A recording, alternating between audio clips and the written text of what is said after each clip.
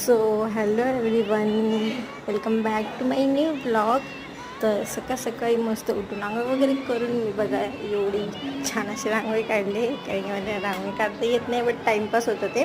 आणि ही माझ्या मम्मीने काढलेली, कारण आमच्या इथे होती एक पूजा छोटीशी, आमच्या बिल्डिंगमध्ये होती. सो म्हणून सगळ्यांच्या दारात मस्त रांगोळी वगैरे काढलेलं. आणि पूजा बिल्डिंग खाली होती, म्हणून माझ्या घरी मी माझं काम करत होते. सो मी घरी बसल्या शिवत होती पिशवी, कारण होतं ते टाईमपास. माझं क्लासचं असाइनमेंट काही देतात, फुकटचं करावं लागतं.